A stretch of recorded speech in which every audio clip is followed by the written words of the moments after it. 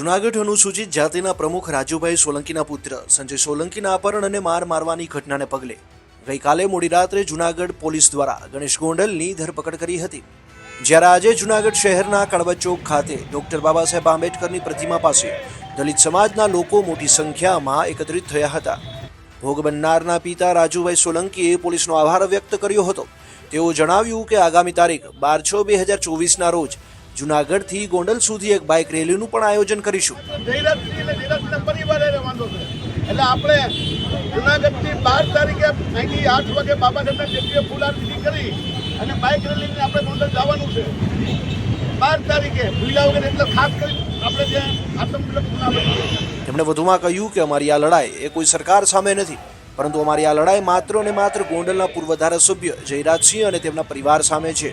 અમારા સમગ્ર અનુજાતિ સમાજની માંગ હતી કે ગણેશ ગોંડલને પકડી અને જેલના સળિયાની પાછળ ધકેલે, ત્યારે જૂનાગઢ જિલ્લા પોલીસ અને જૂનાગઢ જિલ્લા પોલીસ વડાની કામગીરીથી અમને કોઈ શંકા નથી।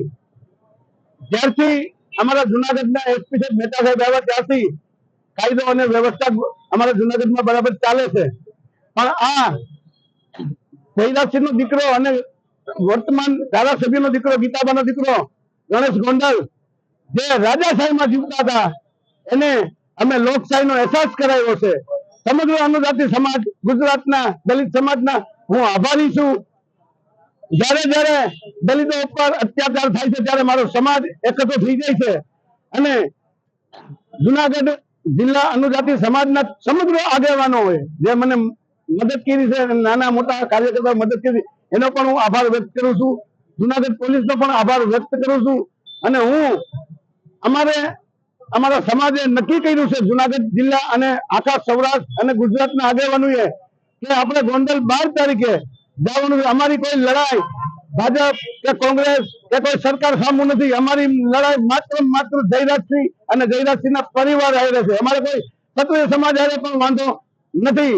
આ જયરાજસિંહ અને જયરાજસિંહના દીકરા ગણેશની જે દબનગીરી છે એની દબનગીરી સામે અમારે અનુજાતિ સમાજના લોકોને વાંધો છે। અમને અટક કરી છે એ બદલ જૂનાગઢ પોલીસનો આભાર।